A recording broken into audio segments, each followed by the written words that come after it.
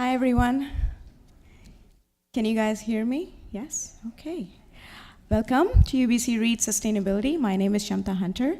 I welcome you on behalf of UBC Sustainability Initiative. UBC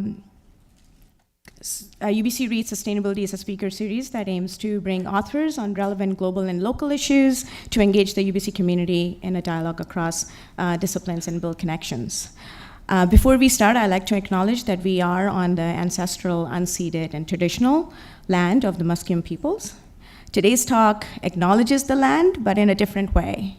We like to know what's beneath the land and the nature and the connection between nature and the land. So thank you for Johanna for being here today. A couple of housekeeping items. The washrooms are just down the hallway that side. I will ask to please hold on to questions after the talk is done, so we'll have a lot of Q&A time. There is a recording that's been done for this event, so if you are asking questions, be mindful that you might be on camera. Johanna has also agreed to stay afterwards and sign some books outside, and UBC Bookstore would ideally be here anytime soon to sell some books. Please turn off any of your electronic devices or cell phones. All right, I'm gonna invite our moderator for today, Brett Gilley. Brett is a senior instructor in Earth and Oceans and Atmospheric Sciences and chair of the Vantage One Science program. He loves teaching geology and natural disasters and works hard to improve geoscience education. He was part of the Carl Wyman Science Education Initiative in the Earth, Ocean, and Atmospheric Sciences Department for more than 7 years and helped to improve many of the department's courses during that time.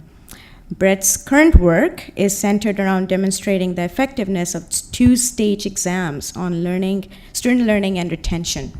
Brett?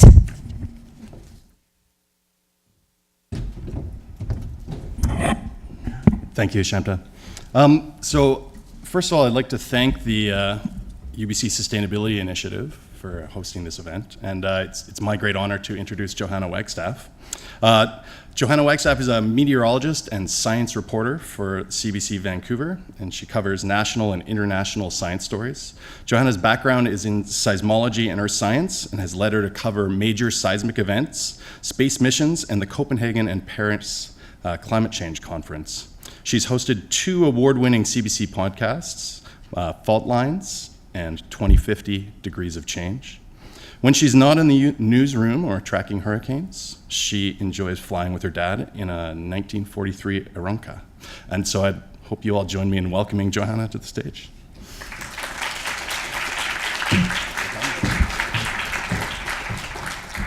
Thank you very much, Brett. And thank you, everyone, for being here this afternoon. I know it's a beautiful day out there. As a meteorologist, I can promise you one more before the rain comes. But there are cookies here, so extra draw to be inside for your lunch hour.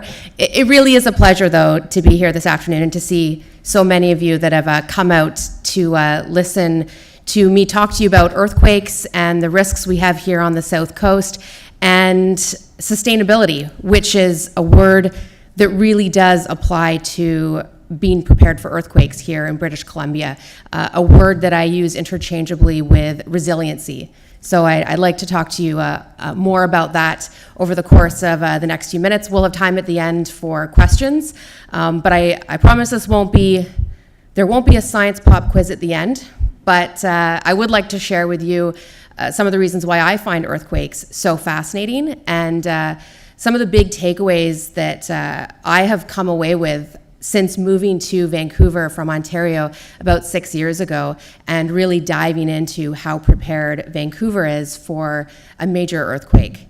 I just want to start off with a couple of pictures. The first one behind me, does anyone know where this is from? Any guesses? Christchurch. Good guess, but it's Christchurch, 2006, a 6.3 earthquake, a magnitude earthquake. So not that big, but this earthquake killed over 180 people. And it's an example that a lot of engineers and city planners here in Metro Vancouver use as an earthquake of similar size that could do similar kind of damage to Metro Vancouver. So magnitude 6.3 at a fairly shallow depth. I think it was only 10 kilometers away from the city center of Christchurch. And, 180 people killed was definitely tragic, but most people survived. Most people were able to continue living in Christchurch, and the death toll for a similar size magnitude earthquake in other parts of the world would have been much higher than 180 people. But what I find so interesting about Christchurch, and what we'll talk more about, is the fact that so many buildings after this earthquake had to be demolished because they weren't resilient enough for people to go back and live and work in those homes. And the city of Christchurch today looks nothing like it did before this earthquake because of how many buildings had to come down even though they stayed standing during that major earthquake. And Christchurch and Vancouver do have a lot of similarities when it comes to building codes, infrastructure, community, and preparedness. This one, of course, a much bigger magnitude earthquake. Does anyone know where this one's from? Nepal. Yes, so Nepal, a few years ago, magnitude, high-end magnitude 7.8, 8.1 earthquake devastated Nepal. Over 9,000 people were killed. Much higher magnitude, but much less level of preparedness, much lower building codes, building infrastructure, design, and Nepal will be recovering for years to come. So when it comes to sustainability and resiliency, how you prepare your community as well as each of you as individuals plays a huge role. So I just wanted to talk a little bit about how I became sort of earthquake obsessed, which is a funny thing to say to people because they are terrifying, and they do happen all the time all over the world. I actually grew up, that's me on the left, the blonde one in the smart-looking suit jacket, grew up in Tokyo. So I spent the first few years of my life in Tokyo. I went to kindergarten and grade 1 in Tokyo. That's my little sister there. And my first memories are from growing up and living in Tokyo. And I have these memories of the earthquake drills that we would have in our classes. And they weren't just once a year, once a month. We would have them all the time. And it wasn't something I was afraid of. It just became part of our regular classroom days. We might get an earthquake drill at any time. And so I automatically knew to get under my desk, wait for the call from the teacher, line up, head outside. It just became a normal part of the school year. So when I first felt an earthquake, I think I was 5 or 6 years old. And I distinctly remember building this amazing Barbie home in our bookcase. I had taken out all of the books and replaced it with Barbie furniture. I had just set it up, and everything started shaking. All of the furniture sort of fell out. I realized the ground beneath me was shaking. I was scared, but I immediately crunched into a ball. I was beside the coffee table. I kind of rolled under. My parents came in from the next room immediately. But I remember that feeling of terror, but also awe in that I had no control over what was going on under my feet, and also that muscle memory that I knew to get low, to hold on to something, even as a very young child, and that really stuck with me. So from then, I continued my interest in earth sciences and natural disasters. My undergrad was in seismology, and I actually did my undergrad thesis on the seismicity of Vancouver Island. So I became very interested in the particular seismicity of what's going on here in our Cascadia subduction zone.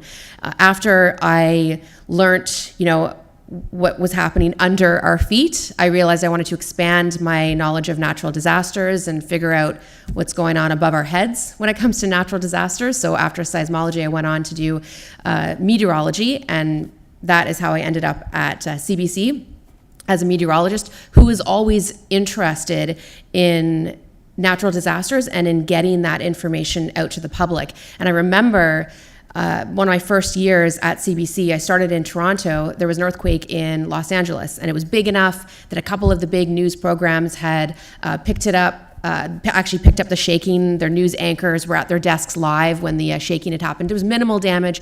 Nobody was hurt or injured, but I remember the newsroom sort of panicking. They didn't have any details about what it was, what had happened. Was this a precursor for a bigger one? And I remember sort of volunteering, sort of saying, well, I've got a background in this. I can at least offer some basics when it comes to the science.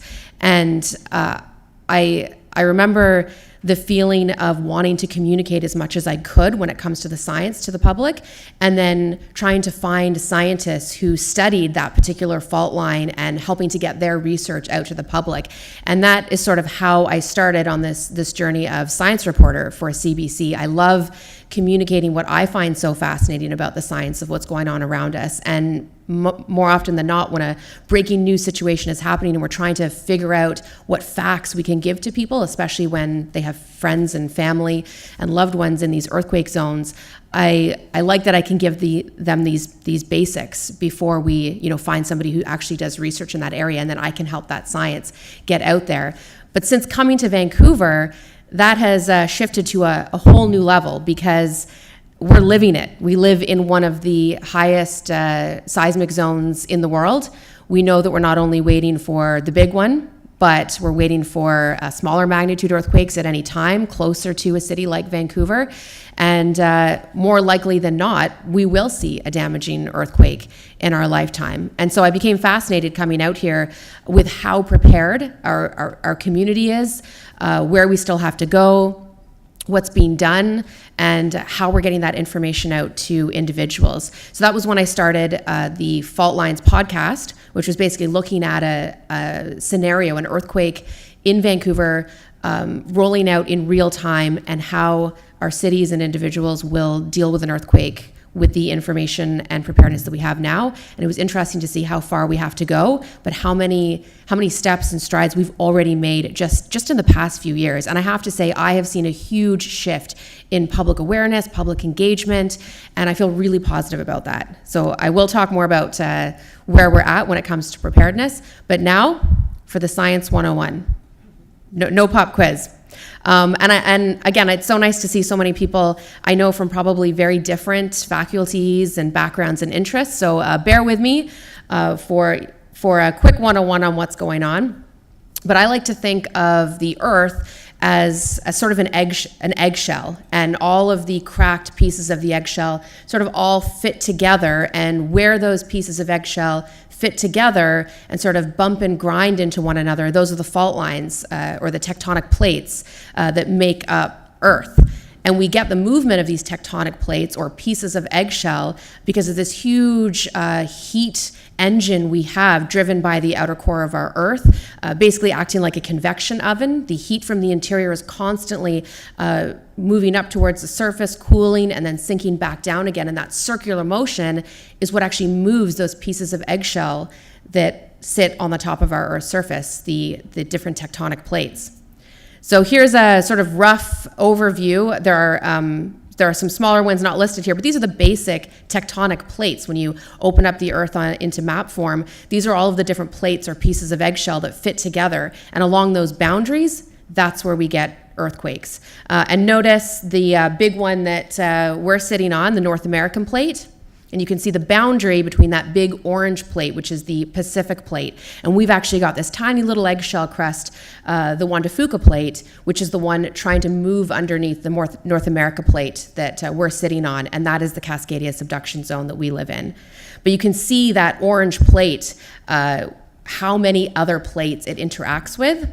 Some of you may have heard of the Ring of Fire. It's that outer boundary of the Pacific plate, all the other tectonic plates that it's bumping and grinding into that make up 90% of the world's earthquakes and volcanoes. So this is the most tectonically active zone in the world. And we have all sorts of different fault lines that bump and grind into the Pacific plate. And I'm just going to talk about a few of those quickly, or the three main ones anyway. We have fault lines that make up a divergent boundary. So two of those eggshells are pulling apart. Can anyone think of a place in the world where they're pulling apart, a divergent boundary? Iceland. Iceland actually sits right on top of one of these divergent boundaries. So the two plates are pulling apart, and mantle or magma is actually rising up to fill in that space. And this is where Earth is created. We also get earthquakes, we also get volcanoes, as we continue to see in Iceland, but this is where Earth is created. We get transform boundaries, where two plates are just sliding side by side, so Earth isn't created or destroyed. Can you think of a very infamous one, possibly that The Rock may be involved in?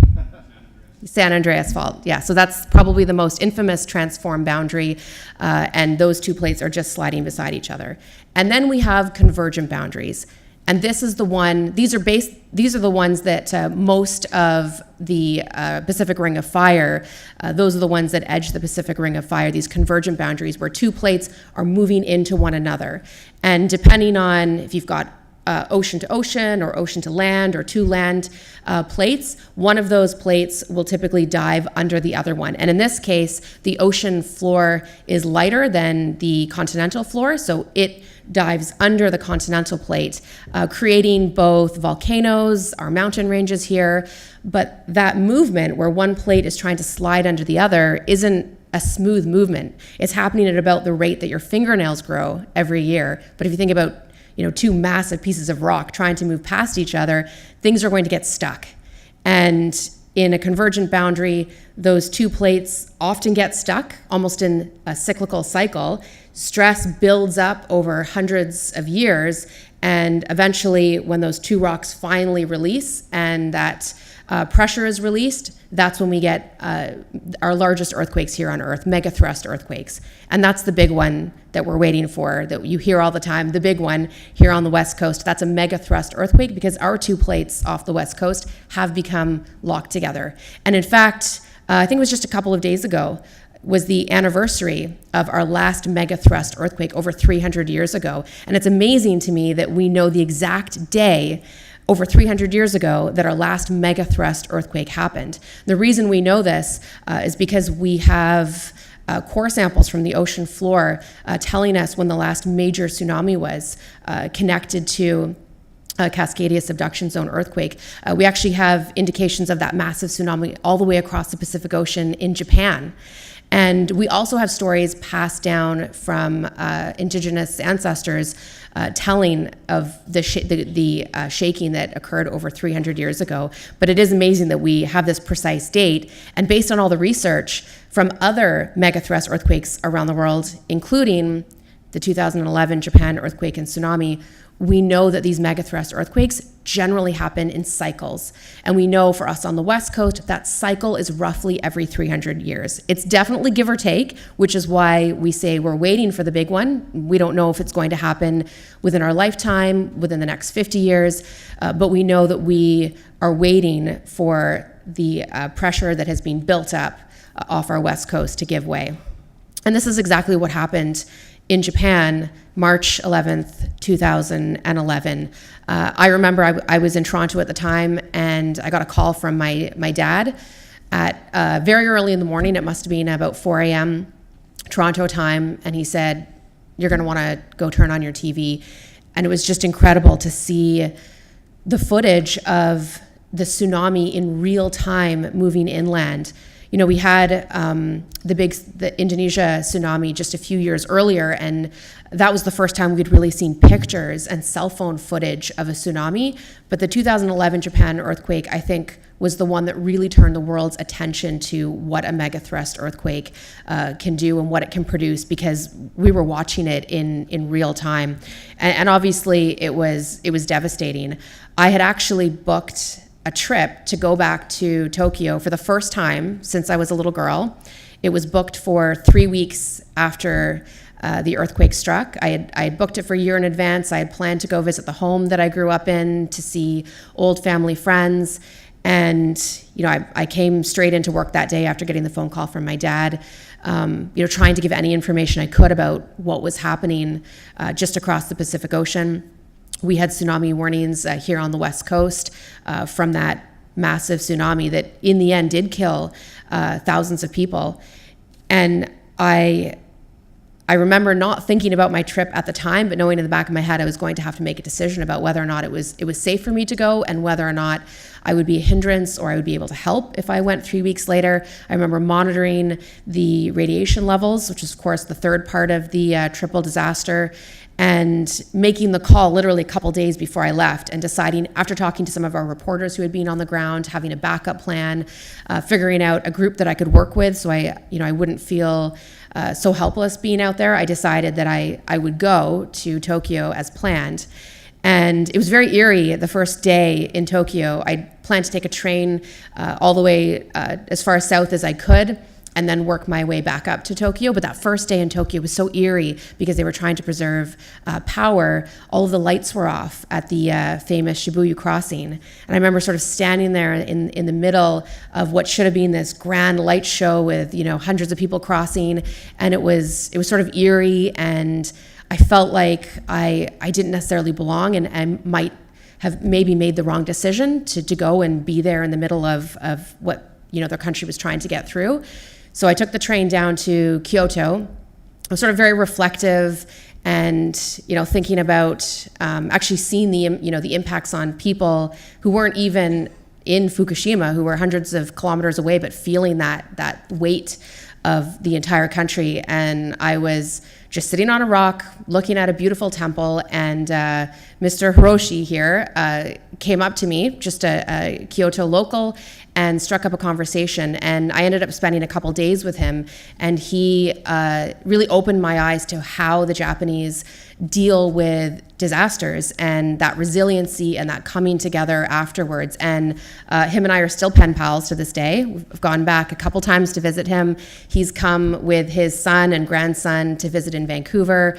And that connection, that sort of reminder of what community can do has really struck with me. And a few days later was when the first cherry blossoms were opening in Tokyo. So when I went back up to Tokyo, I went to one of the first cherry blossom viewing ceremonies where people come to the parks to sort of celebrate life anew. And it was a great moment to talk to people about the devastation that had happened, but also the resiliency they felt in coming together to move past that. And that is something that has really stuck with me, and something I think about a lot when I know that we will one day have to go through something similar here on the West Coast.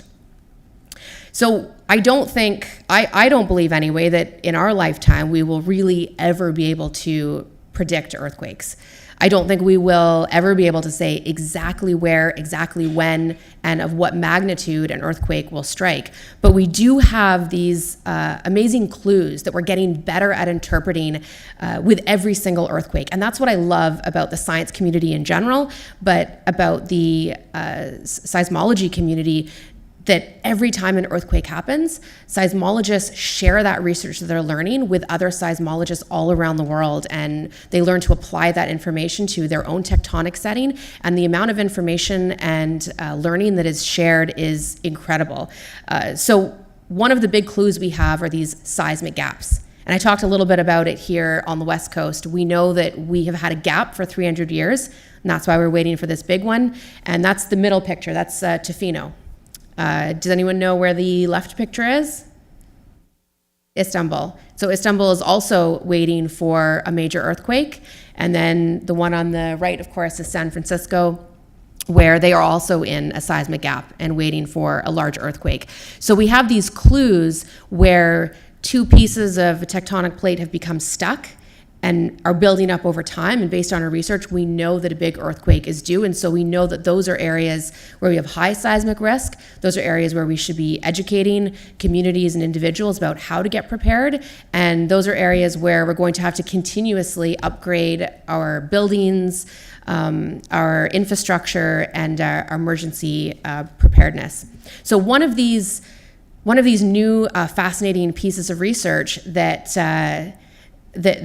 is relatively new, that actually came from Japan, are these tremors, these cyclical tremors we get on the West Coast. Episodic tremor and slip is what we call them, if anyone has heard that. And what we've learned, both from instruments that we have, highly sensitive GPS instruments that we have sitting on Vancouver Island and on the mainland, as well as information from other megathrust earthquakes around the world, we actually get these tiny tremors roughly every 14 months off our west coast, hundreds and hundreds of them that'll last for a few weeks at a time. Nobody can feel them. In fact, you need very sensitive instruments to actually pick them up. They're less than a magnitude 1 earthquake, but you can actually see this swarm of these micro earthquakes. And we know at this time what's happening based on our GPS instruments is as the ocean plate is trying to move under and it's become stuck from the land plate that we're sitting on, the top plate is sort of crumpling forward, and every sort of 14 months it slips backwards. It's not relieving any pressure, but it's just that backwards slip, and that slip translates into these hundreds of micro tremors. And what we learned from the 2011 Japanese earthquake is that is the most likely time when we will get our megathrust earthquake. And so that's another clue that we have. It doesn't mean that every 14 months we should, go into our earthquake shelters and not go to school or work for 2 to 3 weeks. But it does mean that during those times, we can just be aware that, just run through your earthquake plan. This is actually the time when cities and planners do a lot of their emergency training is during these episodic slip episodes. And I think the last one we had was last spring. And I've started to see indications that we might be entering into one right now. But again, we've gone through hundreds and hundreds of these cycles and nothing has happened. But it's another clue that we have that during one of these episodes, maybe that's not a bad time to check your earthquake kit or think about a plan, or just wherever you are during those couple of weeks, make sure you remember what your plan is and what you will be doing in any one of those situations. But again, this is relatively new research, and every time we go through one of these episodes, we're learning more about what's happening under our feet. So during my research for the podcast, I talked to amazing engineers and scientists and building planners and officials across British Columbia. And while I was, on the one hand, coming into this, disheartened to know that we still had so far to go to come anywhere close to being as prepared as even a country like Japan for a major earthquake. But after talking to dozens of people, I realized that we are making huge leaps forward, and there are a lot of amazing things happening, not just in the city, but even on this campus. Some of the top earthquake resilient engineers are working on this very campus. So when I thought about writing a children's book, because I do a lot of talks to younger groups about natural disasters and weather, and I realized that kids love natural disasters, love them, and have the best questions as well when it comes to earthquakes. It's a lot of them which do make me think. I think the last time I did a school talk a couple weeks ago, my favorite questions were, what should you do if you're jumping on a trampoline and an earthquake hits? Great question. And I had to sort of think about that one. I just go with it, maybe. And what to do if you are doing a number 2 and an earthquake hits. Also, excellent question. I also thought that you should, just try to hunker down in that case. But they are the most curious minds, and they're also the ones that I believe are sharing this information with their families and will prompt families to really make an earthquake plan. And the school boards across Metro Vancouver are doing some amazing things, educating the kids about what to do in an earthquake, putting a kit together. I've heard parents talk about getting a letter sent home with them asking for a picture of their family, which, always sort of breaks my heart in case the very young children get separated and need to sort of show an authority figure what their family looks like in order for them to be reunited. So there are some amazing things happening, but it really will be the children, I think, coming home on Shakeout Day or asking these questions that will prompt a family to put a plan and a kit together. So when I thought about how to communicate the science behind earthquakes to a younger audience, I thought about all of these questions. The other thing that I get a lot talking to kids is the stories that they share. My uncle was in a tornado and flew higher than the cow, and not all of them are completely accurate. but they love sharing these stories. So I thought I would talk to as many children as I could who had experienced an earthquake and get them to talk about their experience to a younger audience. And in doing so and researching for the book, I spoke to some amazing kids around the world, amazingly resilient children. And I just wanted to read one of those stories, if I may, from Susan, an 11-year-old girl in Nepal, who was there when the earthquake hit. So this is translated from Susan, and I will just read you her excerpt about what it was like to experience that earthquake. The earthquake happened on Saturday. I was at home with my mother, brother, and maternal uncle. My father was in Bhaktapur. He is a mechanic who specializes in repairing elevators. We were watching television. First, the electricity shut off. It is normal for the electricity to be cut off in Nepal from time to time, but before we could guess if it was the usual cutoff, everything started moving. The cupboard, television, walls, even ourselves. We live on the ground floor. We heard people screaming. My mother and uncle took us out of the house. We were so frightened, we didn't put slippers or shoes on. The ground was moving like a wave. Poles and houses were shaking. Flower pots from the houses were falling to the ground. An old lady beside me fainted. One of my neighbors who lived on the 4th floor was hurt badly while running down the stairs. Everything was like a terrifying dream. It was hard to believe what was going on, why the ground was shaking so fiercely. My mother pulled me and my brother to look for an open space, but our neighborhood is densely populated, so it was hard to find one. We and our neighbors kept running. When we finally found a big open space, it was already packed with people. After saving ourselves, we thought of my father. We tried his phone a lot, but the network was congested. We stayed in that open space. I was trying to hear what older people were saying.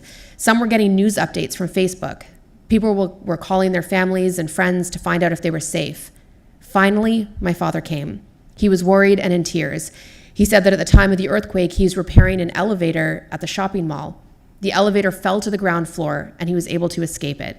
Luckily, he could run away quickly. But just in front of the mall, a big gate beside the main road fell and trapped 3 people.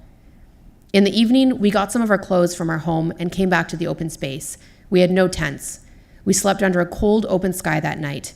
The ground was shaking every 2 to 3 hours. I was afraid that the ground might tear apart and we would fall inside, but thankfully that never happened. After a few days, we went to our ancestral home in Pokhara.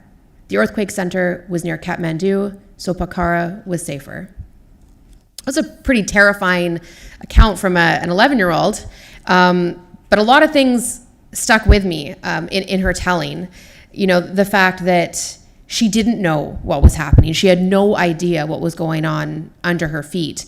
And they weren't prepared for it. You know, they didn't have shoes on, they didn't have supplies, they didn't have a tent.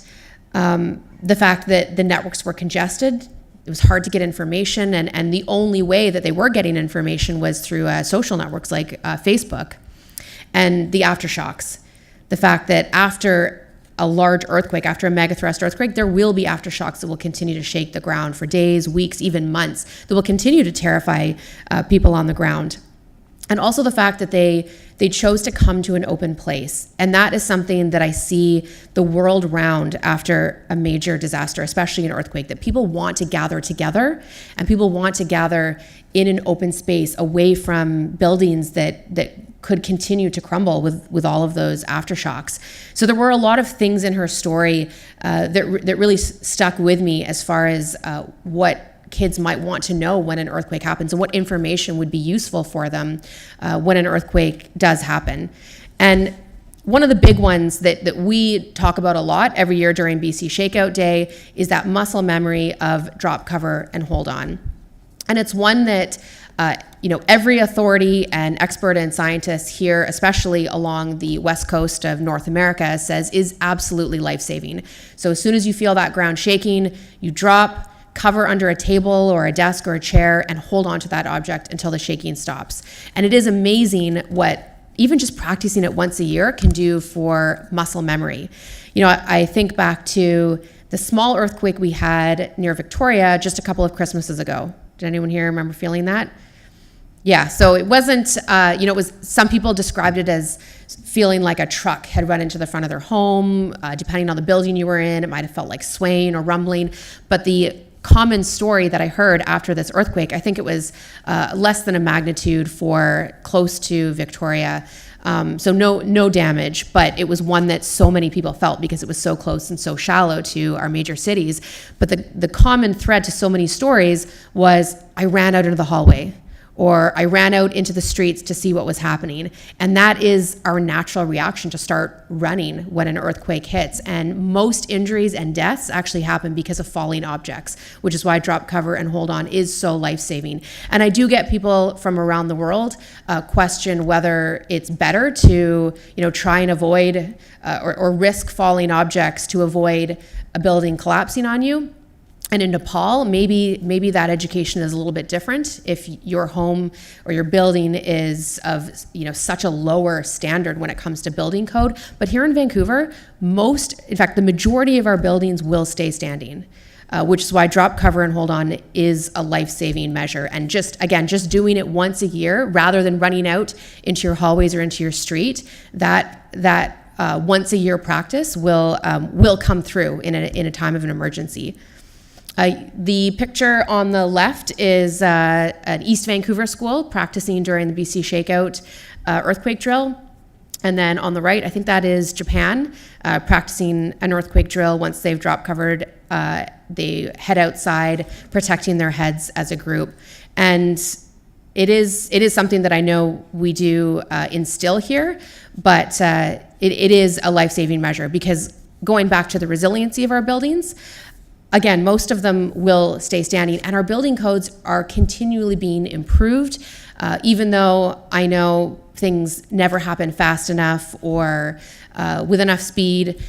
It is happening, and our schools and buildings are slowly getting retrofitted so that we are up to a higher standard when it comes to building codes. But most of our buildings will stay standing after an earthquake, but you won't want to go back into a lot of those buildings. This, I think, is from Christchurch. Yes, from Christchurch earthquake, 2011. I think I said 2006 earlier. That was a 6.3 earthquake. And if you survived that earthquake and you were in your home and you ran out into the street after the shaking had stopped, would you want to go back into that building, knowing that aftershocks would continue to shake that foundation? Probably not. And for a lot of people, when a big earthquake happens here in Vancouver, we'll have to make those decisions on our own. And that also really stuck with me in my research for the podcast, is that a lot of these decisions about how you and your family are going to come together and survive in the days after are going to be your decision alone. It will take a long time for our first responders to make it to everyone who needs that help. They're going to try and get to our important infrastructure first, like hospitals, opening roads. So it really might take days, if not over a week, to get a first responder to come to you, which is why it's so important to come up with a plan as an individual, as a family, and as a community. And thinking about your community, whether that be your apartment building, your res floor, your neighborhood block, and thinking of that plan together. Where's the open space that you want to gather? What kind of skills do each of you have? Maybe sharing up the kinds of equipment you might need. Maybe somebody is a solar panel fanatic. That might be me. Maybe somebody, is really good with kids and can help organize distracting games after it happens. It's just amazing to me to see how this happens time and time and again after an earthquake. People want to be together after a major disaster. Those are just 3 different examples from around the world of communities coming together after an earthquake to share resources and to be together during this time. So I often think when I'm putting an earthquake kit together or offering advice, to think about the kinds of things that you might take camping. Because as Susan mentioned, you really will be outside in a tent, if you have one, hopefully, using the same kinds of tools that you will use going camping. So if you're not a big camper, you can, do 2 things at once and put together a camping kit, or you can use your same, what I have at home is the big Tupperware container that I have all of my camping gear in. That's also, I will hope to grab that in the event of an earthquake. I've also brought an earthquake, my backpack. And I have a similar small-sized backpack for the car and one for home. And for me, and I think this is something that a lot of people share, now that I know, so much about the science of what's happening under my feet, and I know that I've got a plan and kits in place in all the places that I might be within a given week, I absolutely do not want a massive megathrust earthquake or a smaller size earthquake, a magnitude 6 closer to Vancouver. I do not want one to happen in our lifetime, but I feel prepared about one rather than scared. And so much of that is having a plan in place. Thinking about all the places that you might be, whether that's a school, at a friend's house, if your kids are at soccer practice a couple times a week, are you on campus, and just going through your head where you might be in any one of those cases and how you will reconnect with your family and your friends, and then sharing that plan with your family and friends, and having an earthquake kit at all of these places or at a place that you might be able to access it. And there's some amazing information online. In fact, if you go to the city of Vancouver, whatever municipality that you're from, if you go to those individual city web pages, they have information about what each municipality is doing to prepare their community for earthquakes. I know in the city of Vancouver, we actually have designated meetup spots where the city has placed giant storage containers in different parks and public places. And in those containers are different tools and equipment that will help you get through those first few days after an earthquake. And those are also meeting spots for different communities. So finding that information, getting to that information, which is readily available, and sharing it with your community is a great first step. Realizing where you will go and where you will meet up with your loved ones. And I've made that plan for my whole family, obviously. They do get a bit annoyed every time I feel like we need an update, or it's Christmas is often a very good time when you're using every stocking stuffer opportunity to provide fresh batteries and flashlights. But it is, especially for kids, I think it can be sort of fun to come up with a group plan and to give responsibility to different people in the family, and to think about, okay, well, maybe you're responsible for the cat, or you're responsible for using Facebook, and giving different levels of responsibility to each person in the family can really make planning for an earthquake sort of a family affair. In fact, my latest update to our emergency plan for a family, in less than 2 months, which now is maybe more terrifying to me than an earthquake, will be giving birth to a human, which is crazy. And so basically my hospital bag is an emergency kit, which my husband thinks is hilarious. So we've integrated that now into our earthquake plan. It is full of solar panels and extra water and water for purification kits. It's very funny. But again, it's all about planning as a family. And the Great British Columbia Shakeout is also a great place to get information. If you just Google Shakeout, there's the main webpage, which actually started in California, but you can get links to every single region. That's where you can get information about what to put in your kit, how to put a plan together, more information on the science, links to videos. It is a great resource. Just a couple more things that I wanted to mention when it comes to what's happening in our communities. So going back to the resiliency, which I think ties so nicely in with UBC adaptability, is again thinking about how we're going to rebuild our community after a major earthquake, and the fact that while so many of our buildings, most of them will stay standing, a majority of them we won't be able to live and work in. And talking to engineers and city officials here in Metro Vancouver, the plan really does sound apocalyptic. So right now the plan after a major earthquake is to get as many engineers as possible to literally go door to door to every single building and to assess the damage to each one of those buildings, and literally put a sticker on the front door, green, orange, or red. Green meaning you can go back inside, orange meaning don't go in yet, but we think we can save this building, and red meaning this building will be demolished. And to me, thinking about waiting for that engineer to put that sticker on your home or your workplace is definitely a post-apocalyptic thought, but that is right now our best plan, and that's what happened in Christchurch. And a lot of our buildings will come down, and a lot of people will be left without homes and without workplaces and without schools for a long time, which is why updating our building codes and retrofitting so many of our buildings is such an important plan, and retrofitting our infrastructure. Which I'll get to in just a quick moment. But the concept of making our buildings more resilient, I think, ties into all of the other ways that we think about adapting our communities. And climate change is another issue that I'm really interested in. And even though earthquakes and climate change are very different natural disasters, one we know with certainty is happening, but it's happening at such a slow pace, it's hard to grasp with the changes that'll happen down the road when they accumulate. And that's climate change. Earthquakes, we don't know if the damaging one will happen within our lifetime, although it is possible, it is more likely than not, we will see some kind of a large earthquake within our lifetime.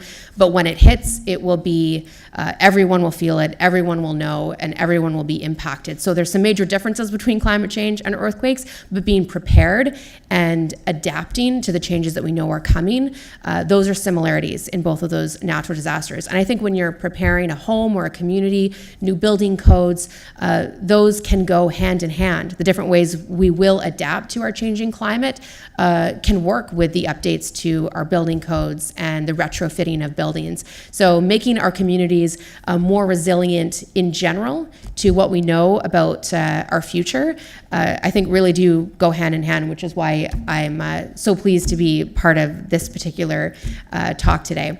The last sort of technology that I wanted to mention that is really exciting, going back to the fact that we will never, I believe we won't be able to predict exactly when an earthquake will hit, but we might be able to provide some early warning time. So what many countries around the world are working on, and what UBC is actually a leader in, is early earthquake warning systems. So in a nutshell, when an earthquake first strikes, it sends out first waves. And these first waves can be picked up by sensors, but they're not a damaging wave. These early first waves don't actually shake the ground. The second waves that get sent out do shake the ground, and those are the ones that cause the damage. But if we can pick up those first waves and send a signal out to communities letting people know that there might be anywhere from a few seconds to a couple minutes before the shaking waves arrive, then that has also been proven to save lives. And it's a system that Japan has really pioneered.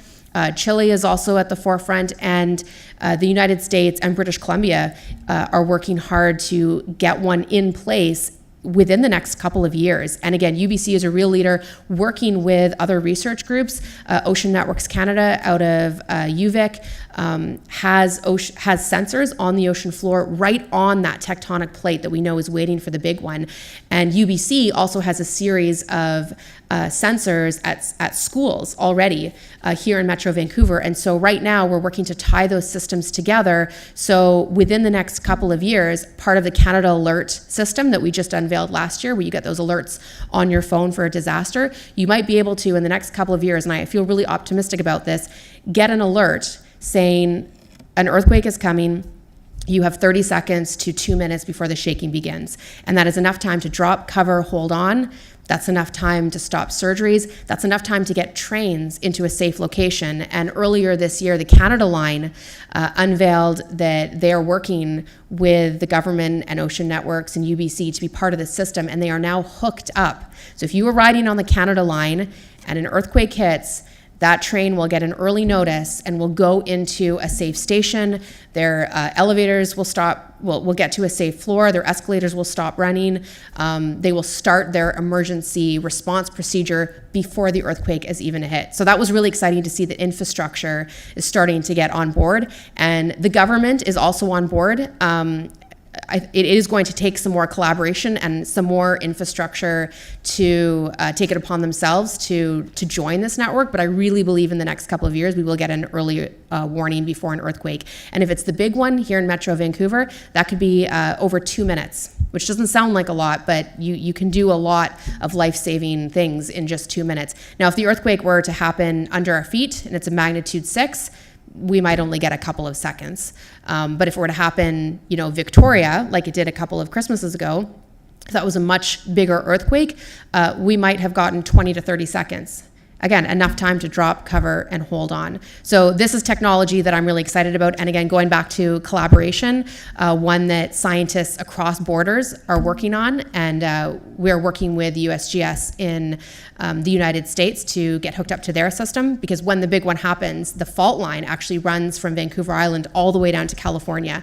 So we'll all be in it together. So nobody has run screaming yet.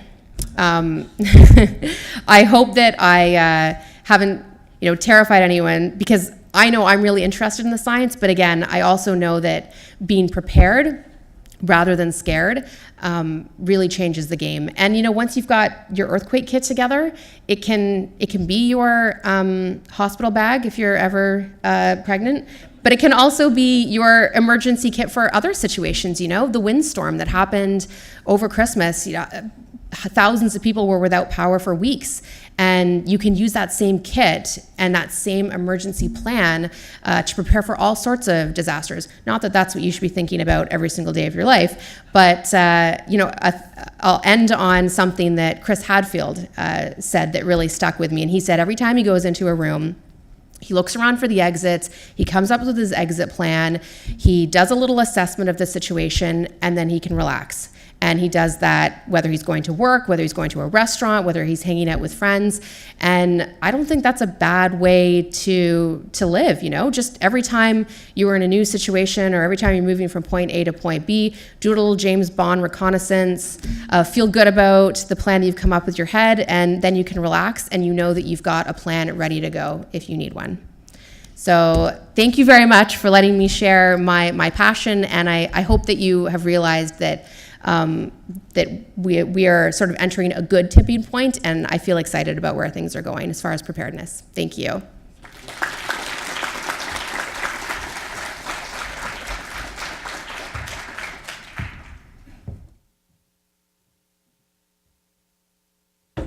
Thank you very much, Johanna. Just realized I have to grab my notes. We appreciate that talk. While this is all out here, is there any one or two things you'd want to show in your earthquake kit? Oh, yeah. To everybody as show and tell. Is mine on? Yes. Well, some things that I often think get forgotten. People often think about how you're going to store water. When you think about how much water you need to keep your family going, even just 72 hours is a lot of water for one person. And if you're a family unit, it's a lot of water. So, I've got a case of water that I replace when it needs to get replaced. But even just putting in one of these life straws that you can get at Mountain Equipment Co-op for, I think they're $20. That is something that I thought was a nice peace of mind. Little things like hygiene, toilet paper, plastic bags. That think about if you're camping and sort of off the grid. And then last one, I've got my glasses in here, and it's not too often that you can walk around campus with a crowbar. So I just wanted to bring that in. But you have to think about re-entering buildings and having some kind of a tool to keep doors open, or a zombie apocalypse you can incorporate into your kit. So it can be daunting when you start thinking about how expensive these kits are, and you can buy one of these ready-made ones for $100, $200. But you can also just, every time you're at Costco or the dollar store even, keep an eye out for what you might be able to add to your earthquake kit. Thank you. Medication is another good thing, yes, I think. Thank you. If you take medication, or if your cat does. So I guess one of the questions I'd like to ask first is, what was your goal for writing this book? What was the thing that really made you want to write this book? I think it was talking to so many school groups and realizing that they had so many great questions and they were so curious about it, but that they were also, that kids are great communicators, and going back to the fact that they're probably the ones that are going to get families to put an earthquake kit and an earthquake plan together, and how interested they are in learning the science behind what's happening under their feet. And thinking back to how when I was a young girl and I knew what was happening when I felt that earthquake, and it didn't make it any, it was still terrifying, but knowing what was happening, I think is a lot better than having no idea and being terrified because of the unknown. So that was an audience that I really wanted to reach. What sort of things do you keep in mind when you're talking about communicating something scary like this and risk-filled to the public, communicating this type of science to the public? Yeah, that's a tough one, and I do think about that a lot, especially talking to children, because they are terrifying. I like to think about using real-life examples. I mean, I'm also a news junkie, working in a newsroom every day, but because we do get so many real-life examples happening all the time with varying degrees of devastation, I think it's a great opportunity to talk to each other, whether that be your peers or your family, every time an earthquake does happen somewhere in the world, to talk about what's happened and maybe do a bit of research into what kind of earthquake. You can make it an interesting activity and then use that to prepare yourself. And then it's also a chance to talk to kids about what they're seeing in the news, especially if it is a devastating earthquake, and to try and make that less scary and more accessible, and in a way allow them to take ownership of preparing and having some kind of a responsibility in that earthquake plan and preparedness. So yeah, I think it's all about trying to give ownership into preparing for an earthquake rather than trying to instill fear, which sometimes they end up doing.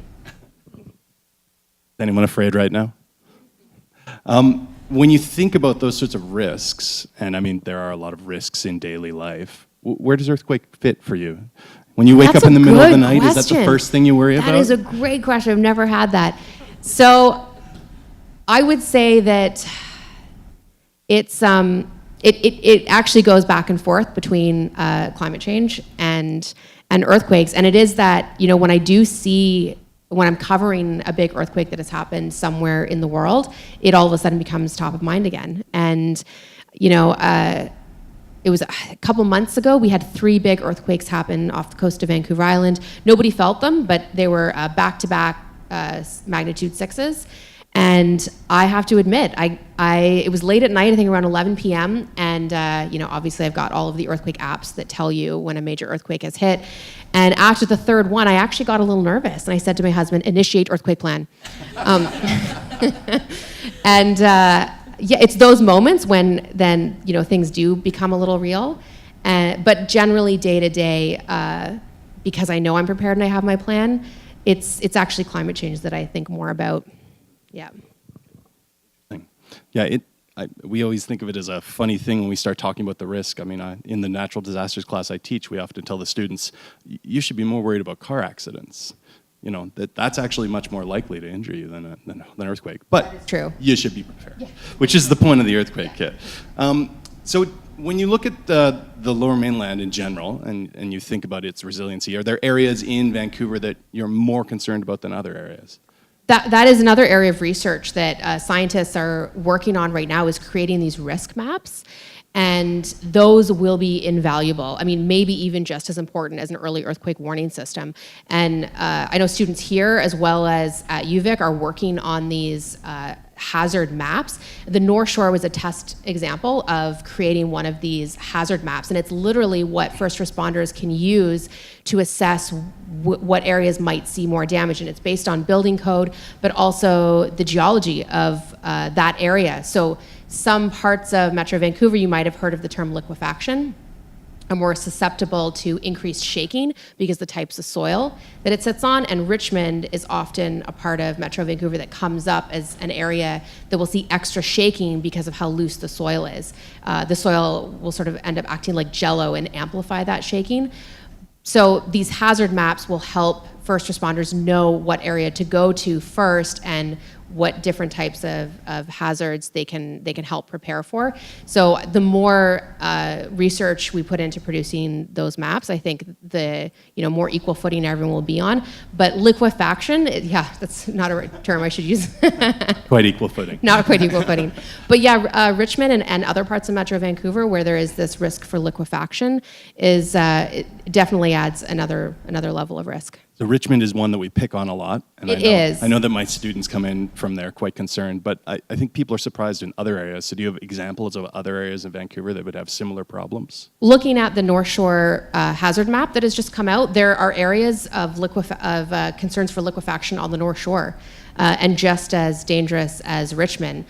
And yeah, to not pick on Richmond, Richmond has put a lot of time and money into upping their infrastructure. Even just YVR, talking to the airport, they have put a lot of money into retrofitting the airport and to actually making sure anybody who's at the airport at the time can survive for up to a week. Anybody or all of the people that might be at the airport at that given time will be able to sort of live and survive at the airport. So, they've responded to those risks, but it is amazing how many other pockets of Metro Vancouver have this liquefaction risk. It's not just liquefaction, it's thinking about infrastructure, the North Shore getting cut off because of our bridges, landslides in the north. We don't have as big of a risk for a tsunami here in Metro Vancouver or in the Strait as we do on the right side on the ocean side of Vancouver Island. But smaller tsunamis or smaller landslides underwater might generate smaller tsunamis, as we saw a couple of months ago with the volcano generating a tsunami. So there are all sorts of risks, which is why these hazard maps, I think, are going to be crucial. And it makes sure everyone is equally as afraid and nobody gets picked on. So when you look at those sort of attendant other disasters and you think about the Vancouver area and our unique geography, one of the predictions when we have the earthquake is, there are lots of areas with liquefaction risk. We'll have problems. The port is almost entirely in that. The mountains and the roads coming in, all of the railways, those are all likely to be severed by landslides. So do you see Vancouver as having more problems than other cities that might have easier chances to connect to transportation routes? I'm sure the airport will be having issues.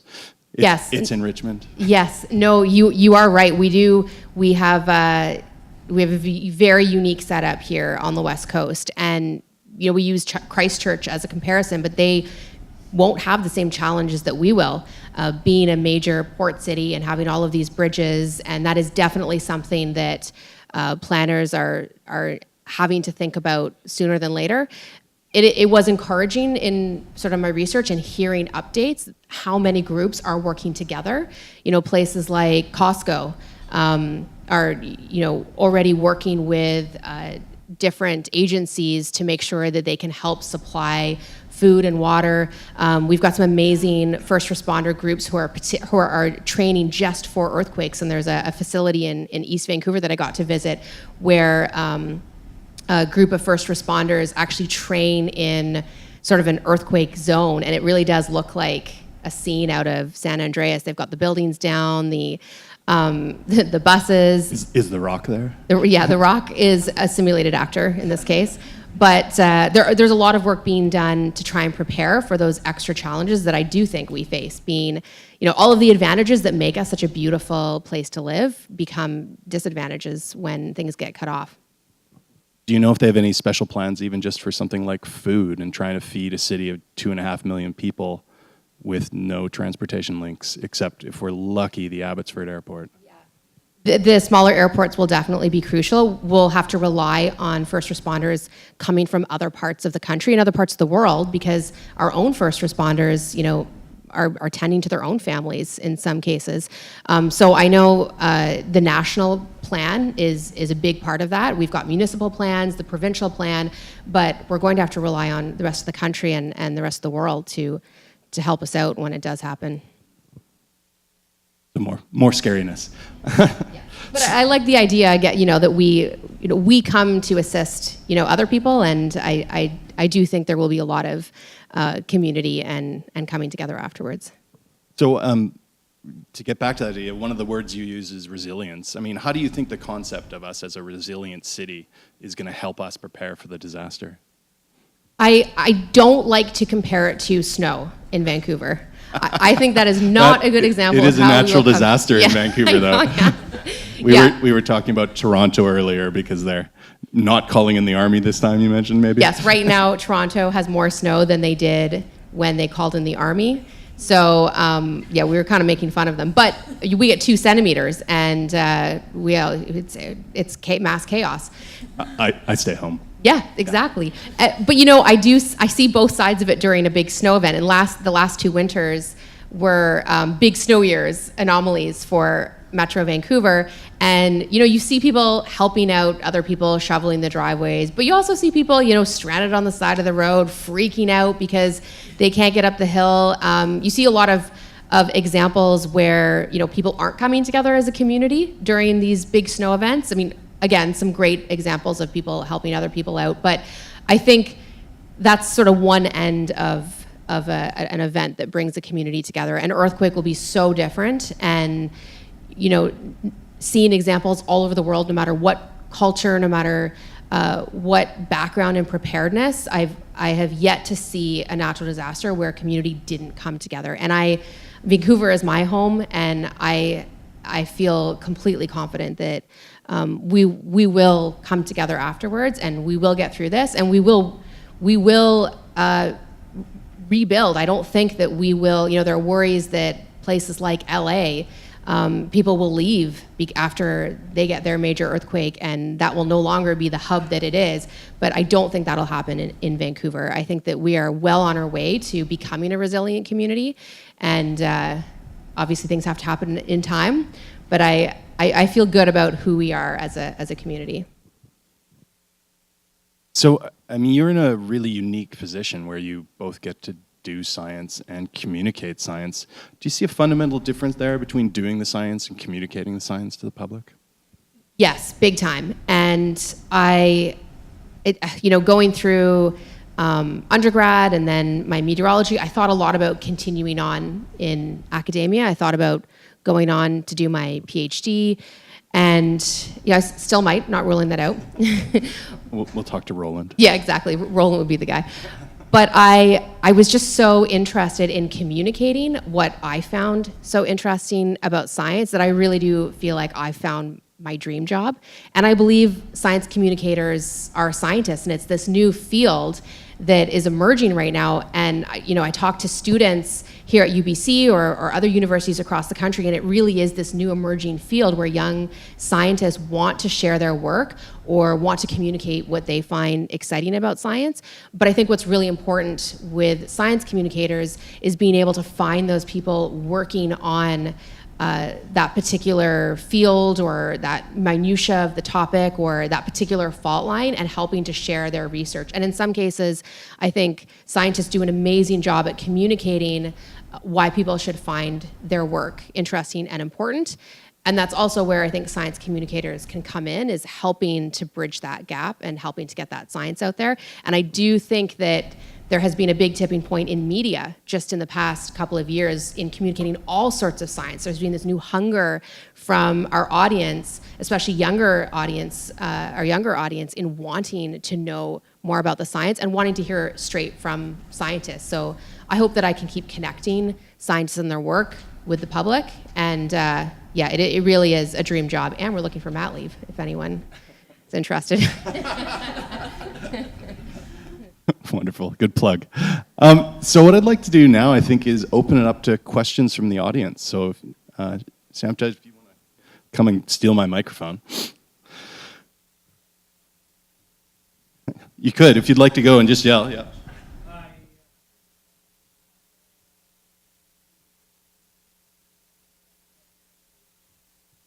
What effect does a earthquake on the other side of the ring of fire have on us? Does it increase or decrease the risk?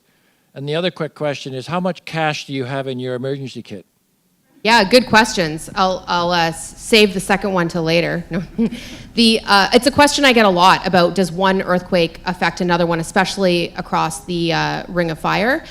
Because a large earthquake does literally ring the whole earth like a bell, and those seismic waves are picked up everywhere around the earth.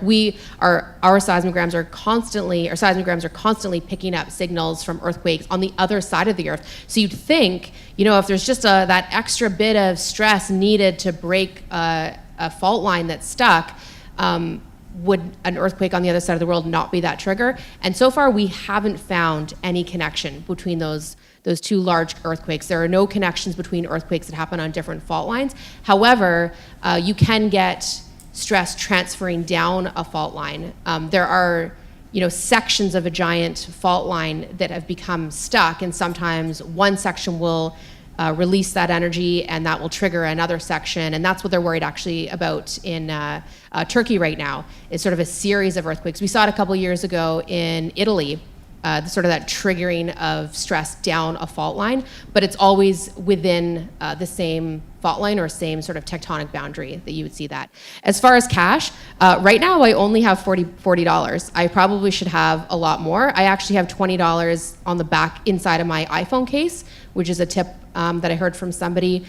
You usually have your phone on you if you've just got $20 back there. But yeah, we're not going to be able to use Interact and Visa and pay Apple Pay probably afterwards. So having some kind of cash with you is a really good idea. As far as amounts, I'm really bad at dipping into the fund. So as long as you replenish it, then that's one that I'd be interested to hear thoughts on.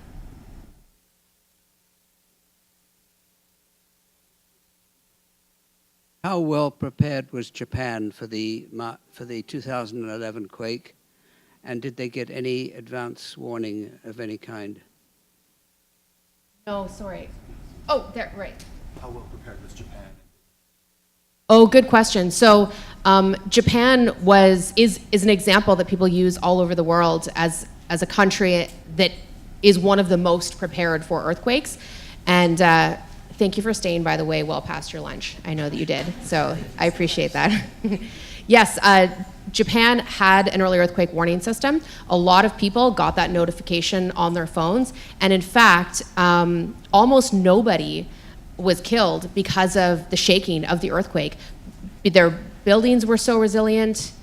They were prepared as far as what to do when that shaking began, but it was the tsunami that ended up breaking past even what their models had shown the height of that tsunami to be. So all of the barriers and walls and dikes that they had built to protect them from what they thought was going to be a maximum level tsunami wasn't high enough in the end. And so even a country like Japan, on the leading edge of earthquake technology, is still learning and sharing that information. So they were prepared for the earthquake, but they weren't prepared for the tsunami.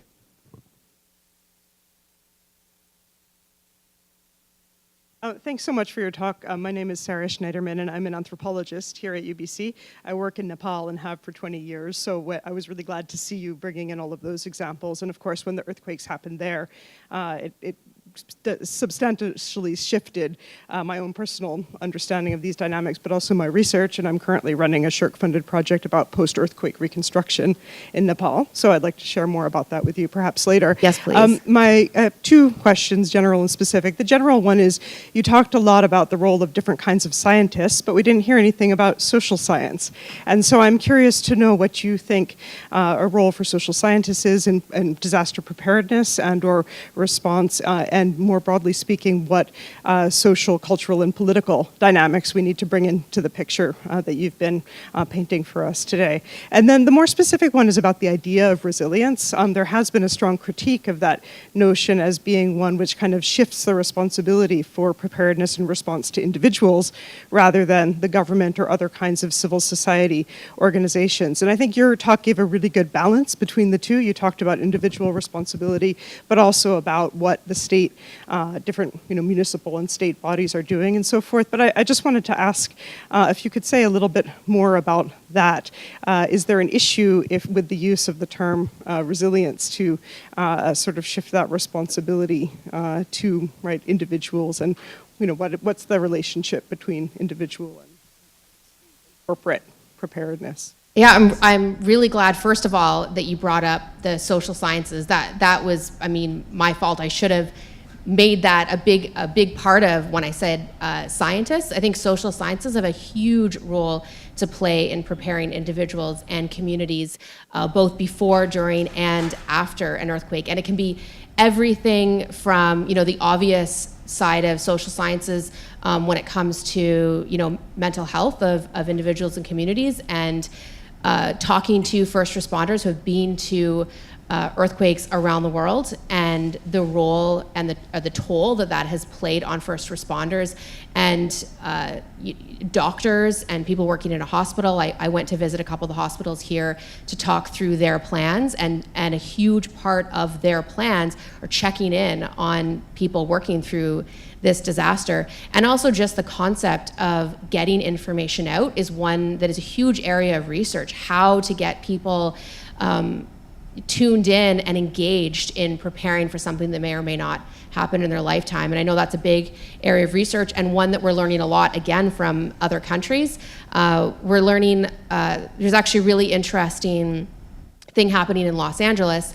They hired their government, their mayor, who has been who's lived in LA all his life, actually hired a scientist to help him communicate the risk to the public. And when you think about government, especially somebody only on a 4-year term, making decisions to put money into something that may or may not happen within their term, it's almost a losing fight. And it actually goes, I think it's something that applies to climate change as well. If you say in your 4 years we're going to divert all this money to building a more resilient or adaptable city, and if it does happen in your lifetime, you didn't do it fast enough, and if it doesn't happen within your term, then you wasted that money. So I think this mayor of LA took a risk, knowing that LA was his home and he cared for his community, hired this science advisor who worked with the government over the course of 4 years, and worked with social scientists to figure out how to communicate that risk. And it doesn't come down to numbers and percentages and odds and all of the things that I love. It comes down to trying to communicate a story. And that's what they found worked best in the end, is going to businesses and individuals and communicating a story to them about what would happen to their community, and giving people ownership, giving building owners and business owners in LA had the choice. They ended up going door to door and saying, you have a choice. You can either, we're going to assess your building, we're going to get an engineer, we're going to assess it on a scale of 1 to 10, we're going to put on how seismically resilient, we're going to smack that number right on the front of your door, 1 being this building is coming down an earthquake. Are you okay with that?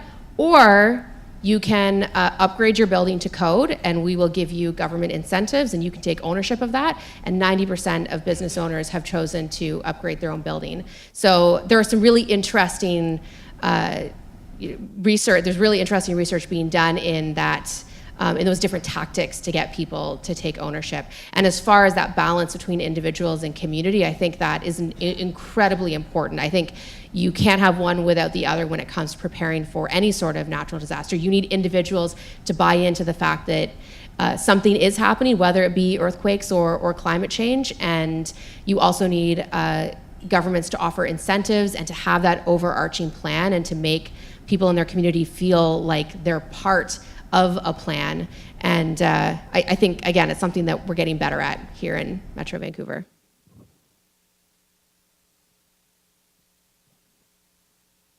Hi, thank you so much for your talk today. It was super interesting. I'm also I'm a PhD candidate at the Department of Geography here at UBC. My name's Natasha Fox, and I just got back actually from a year of fieldwork in the Tohoku region of Japan to study what happened in 2011. Yeah, and my research is very much connected to the aspects of social science that just came up.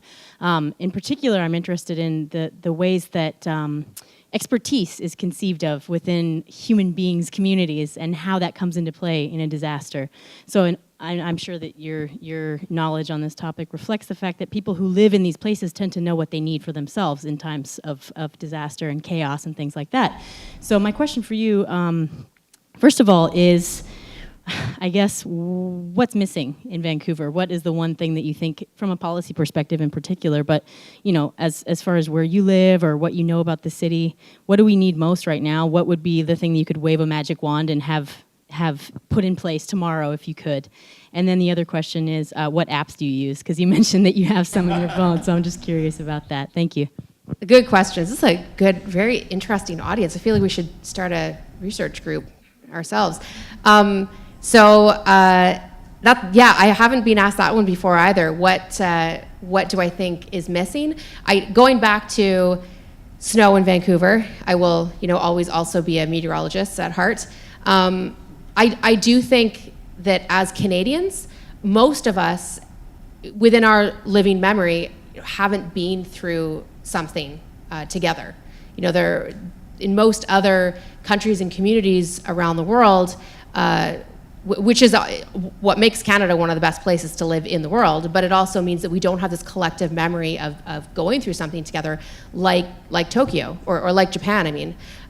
So it's not that I wish that on us, but I think every time we have one of these small earthquakes, these non-damaging earthquakes that remind people that we live in an active seismic zone, it's amazing what that does to countries like Japan. They are constantly feeling those small rumbles. They're constantly reminded that they live in a seismically active zone. And I think, you know, if we had, and I don't know what the answer is. I mean, obviously I don't want us to have small tremors every week thrown off balance. I'm sure that would be a whole lawsuit waiting to happen, that I wish tremors upon us. But I wish that we had some kind of a reminder that these things do happen to people around the world. And I know we're very empathetic as a country, and maybe that in the end is what will help us come together afterwards. But I think a big thing for us is that we don't have this memory of coming together and getting through something. And I don't want us to have that, but maybe it's these small reminders that is sort of what we're missing. And that's just what makes the Cascadia subduction zone unique, in that we don't get these smaller ones, but maybe something like that from time to time would be useful, which is why I think acknowledging and thinking through every time an earthquake hits some other part of the world is really important, and thinking about what that earthquake has done to individuals and communities.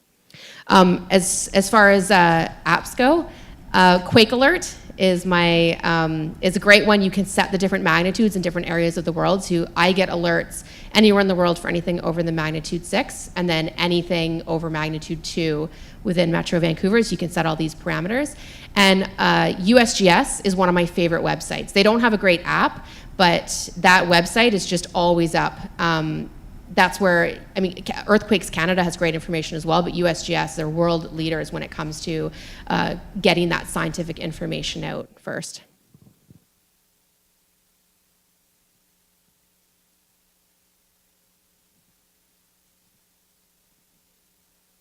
Geographically, and then what opportunities that presents either cities or communities?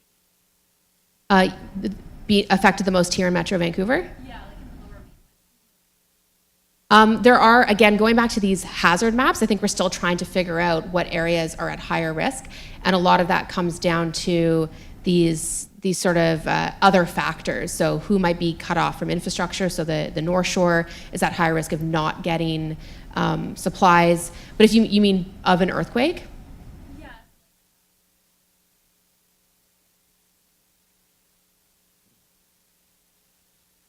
Oh, I see.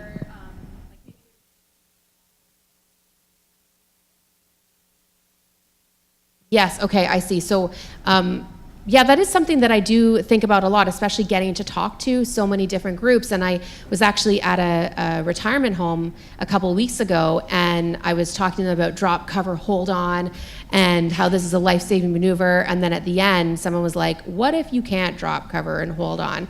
And I sometimes have to be reminded that not everyone is in the same boat. And I do think that people who don't have access to community and who are maybe a bit cut off, who don't have family and neighbors, I mean, those are definitely at-risk communities. I also new immigrants. There was again, there's so many people doing amazing things. A couple months ago, after a talk, a woman who runs sort of an information session for new Canadians wanted for me to pass on information to those new Canadians about what they can be doing to prepare. So I think the more you think about it, the more sort of groups that are isolated are at higher risk of not knowing how to prepare and not knowing how to come together afterwards. But there are some amazing things happening on different levels. And even, within our homeless community, making sure they get the information about where they can go, and handing out earthquake kits and lifelines to smaller communities. There are so many groups working on getting that information out.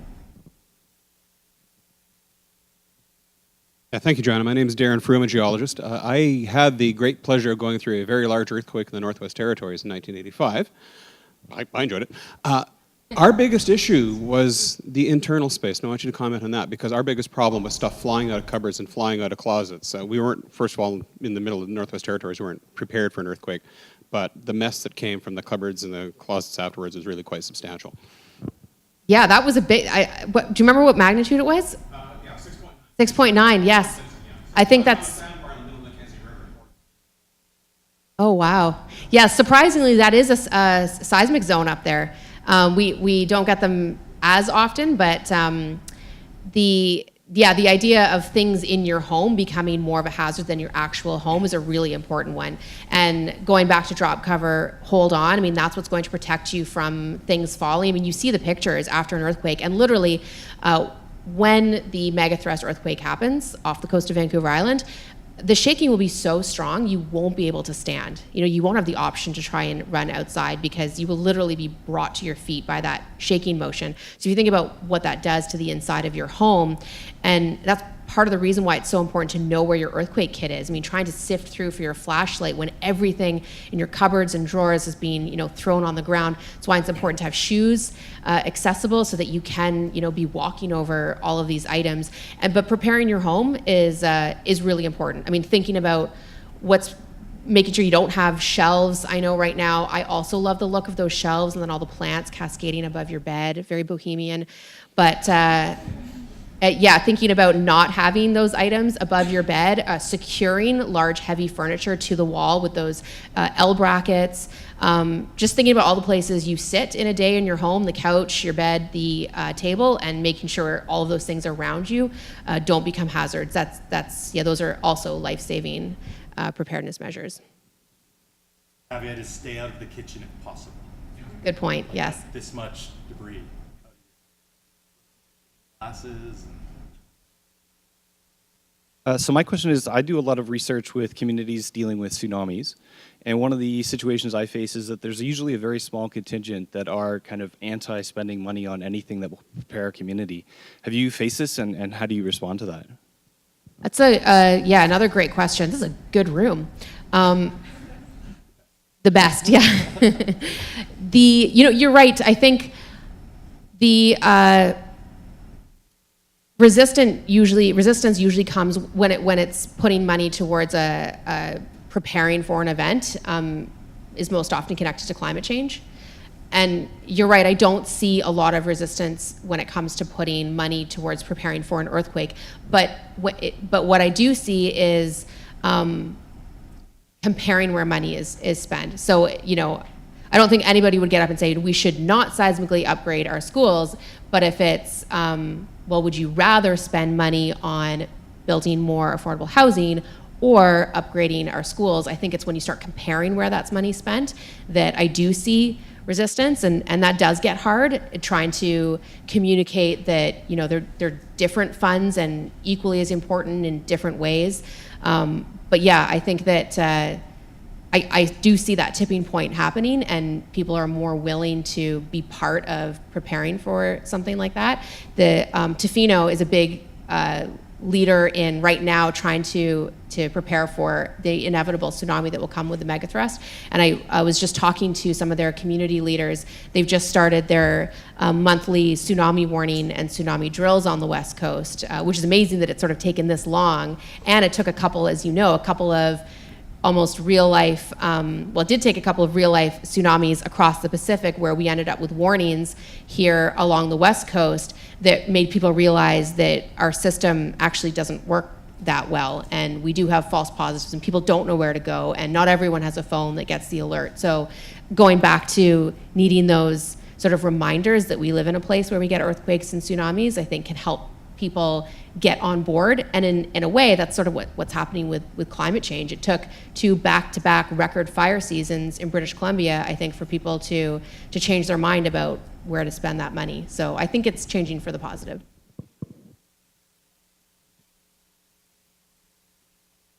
So I'd like to take the opportunity again to thank Johanna for coming and sharing her knowledge with us.